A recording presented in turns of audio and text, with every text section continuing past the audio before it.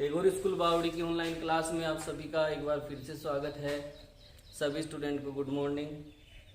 आज हमारा जो डे है वो सेकंड हो चुका है। तो कल हमने पढ़ा था कि माध्य के सापेक्ष माध्य विचलन ज्ञात करना, माध्य के सापेक्ष माध्य विचलन ज्ञात करना। ये जो सांख्यिकी है, इस सांख्यिकी में माध्य, माध्यक और बहुलक ये जो होती है ये केंद्रीय प्रवृत्ति की माप होती है, मतलब मध्य मान होता है।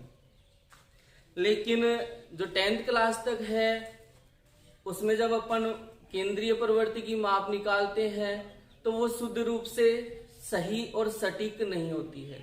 तो उसके लिए हम उन माध्य मानों के विचलन के निरपेक्ष और माध्य ज्ञात करते हैं, तो उसे कहते हैं माध्य विचलन, जो मैंने कल बताया। तो जो माध्य विचलन है ये माध्य के सापेक्ष भी निकाल सकते हैं, ये माध्यिका के सापेक्ष भी निकाल सकते हैं और ये बहुलक के सापेक्ष भी निकाल सकते हैं। अपने जो एक्सरसाइज है सांख्यिकी उसमें हम माध्य के सापेक्ष निकालेंगे और माध्यिका के सापेक्ष निकालेंगे। तो माध्य के सापेक्ष अपन ने कल निकाल लिया था। उसका जो दूसरा उदाहरण है वो क्या है, निम्नलिखित आंकड़ों का माध्य के सापेक्ष माध्य विचलन ज्ञात कीजिए। तो संख्या क्या दे रखी है, 12, 3, 18, 17, 4, 9, 17, 19, 20, 15, 8, 17, 2, 3, 16, 11, 3, 1, 0 और 5। इसका आपको क्या ज्ञात करना है, माध्य के सापेक्ष माध्य विचलन। तो समझना बेटा कि किसके सापेक्ष करना है, माध्य के सापेक्ष। तो सबसे पहले आप किसका मान निकालोगे, माध्य का मान निकालोगे। तो माध्य का जो सूत्र होता है वो क्या होता है, सिग्मा x अपॉन n, अर्थात राशियों का योग बटावा राशियों की संख्या। तो उससे आप क्या निकालोगे, x बार का मान निकालोगे। फिर क्या करोगे, x माइनस एक्स बार का मोड फाइंड करोगे बेटा। x माइनस एक्स बार का मोड निकालना है और फिर आपको मैंने सूत्र लिखाया है। वही का वही सूत्र इसमें हो जाएगा। दूसरा आपको करना है। तीसरा क्वेश्चन क्या कहता है, तीसरा कहता है निम्नलिखित आंकड़ों से माध्यिका के सापेक्ष। देखना बेटा, ये तो किसके सापेक्ष लिया, माध्य के सापेक्ष, और ये किसके सापेक्ष ले रहा है, माध्यिका के सापेक्ष ले रहा है। तो जब माध्य के सापेक्ष ले तो आपको माध्य ज्ञात करना है पहले, और जब माध्यिका के सापेक्ष ले तो आपको माध्यिका ज्ञात करनी है। अब इसका सूत्र देखना, जब माध्य के सापेक्ष होता है तो माध्य विचलन का सूत्र क्या हुआ, md x बार। md का मतलब होता है माध्य विचलन, किसके सापेक्ष, x बार के सापेक्ष, यानी माध्य के सापेक्ष। सूत्र होता है sigma mod x minus x bar और बटावा n, स्मॉल n।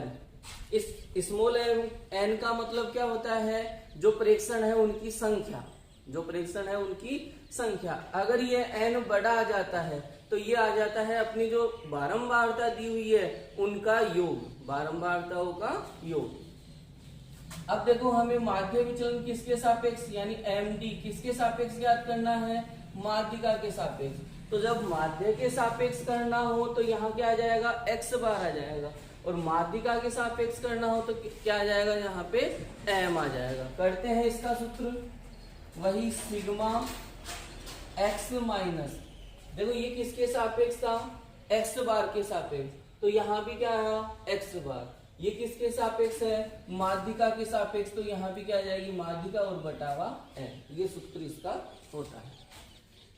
आगे करते हैं पर्सन को।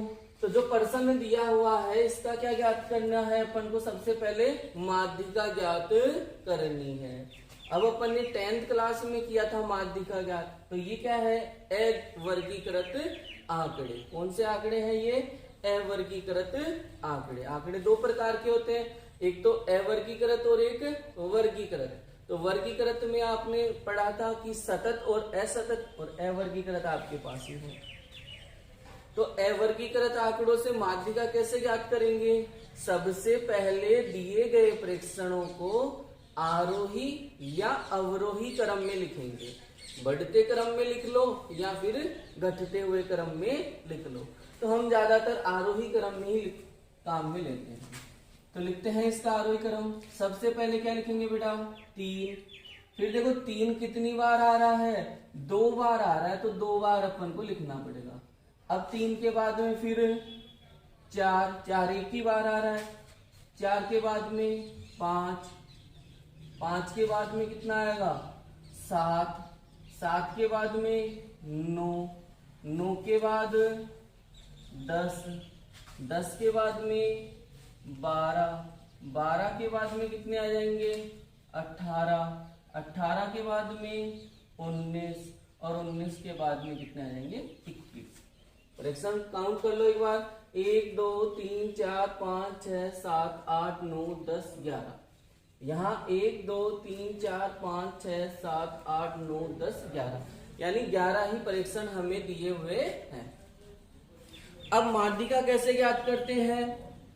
तो माध्यिका ज्ञात करने के लिए आपने 10वीं क्लास में पढ़ा कि यदि परीक्षण सम हो तो उसमें 2 का भाग दे दो। परीक्षण सम हो तो उसमें 2 का भाग दे देते हैं। परीक्षण क्या है बेटा? विषम। क्या है? विषम। तो क्या हो जाएगा? माध्यिका बराबर कितने परीक्षण हैं? 11। तो उसमें 1 जोड़कर किसका भाग देंगे? 2 का भाग। परीक्षण यदि विषम हो तो उसमें 1 जोड़कर 2 का भाग देते हैं। 2वां पद। माध्यिका का सूत्र क्या होता है? n+1/2। जब n क्या हो? विषम हो। तो यहाँ n मतलब इन परीक्षणों की जो संख्या है वो विषम ही दे रखी है, और विषम दे रखी है तो n+1 हो जाएगा, मतलब परीक्षणों की संख्या +1/2वां पद। करते हैं, इधर कर रहा हूं मैं। m ऐसा का ऐसा कितना हुआ बेटा? 12/2, और 12/2 कितना हो जाएगा? 6वां पद। कौन सा बेटा? 6वां पद। तो m बराबर क्या है? m बराबर 6वां पद, यानी 6ठे नंबर का पद। तो कौन सा है? 1 2 3 4 5 और 6। तो m का मान कितना हो गया बेटा? हमारा 9 हो गया। m का मान कितना हो गया? हमारा 9 हो गया। वापस से बताता हूं कि माध्यिका ज्ञात करते हैं तो हमारे जो प्रेक्षण है उन्हें आरोही क्रम या अवरोही क्रम में लिखा जाता है। जो भी प्रेक्षण है उन्हें या तो आरोही क्रम में लिख दो या फिर कौन से क्रम में लिख दो? अवरोही क्रम में लिख दो। आरोही क्रम और अवरोही क्रम में लिखने के बाद में यदि n का मान विषम है, n का मान क्या है? विषम है, तो उसमें 1 जोड़कर 2 का भाग देंगे। तो जितना आता है उतने नंबर का जो पद होता है वो हमारी माध्यिका होता है। तो m बराबर क्या हुआ? 12/2, तो 6वां पद या 6ठा पद। अब 6ठा पद कौन सा है? 9। तो हमारी माध्यिका भी क्या हो गई? 9 हो गई बेटा। माध्यिका भी कितनी हो गई? 9। ये अवर्गीकृत है, इसलिए इनको तो ऐसे निकालते हैं। अगर वर्गीकृत आ जाए, मतलब 10 से लेके 20, 20 से लेके 30, तो उनमें हमारा सूत्र लगता है माध्यिका का। आते हैं, अब सूत्र क्या कहता है? ध्यान से देखना। Mode x minus m। तो हमें किसका मान निकालना है? मोड x माइनस m का। मोड का मतलब मैंने आपको बता ही दिया था कि क्या होता है, यानी जो भी यहाँ संख्या आएगी उसको हमें किस में लेना है? धनात्मक, यानी प्लस की संख्या लेना है।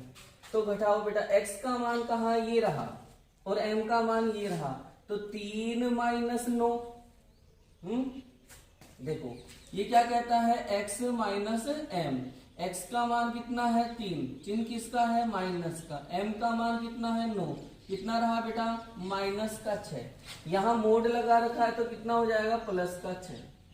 फिर वापस 3 - 9 कितना होगा? -6। मोड करेंगे तो उसका +6। 4 - 9, 4 में से 9 घटाओ, -5। और वैसे मोड करेंगे तो कितना हो जाएगा? +5। 5 - 9 तो कितना आ जाएगा? 4। 7 - 9 कितना आ जाएगा? 2। 9 - 9 कितना आएगा? 0। 10 - 9 कितना आ जाएगा? 1। 12 - 9 कितना आ जाएगा? 3।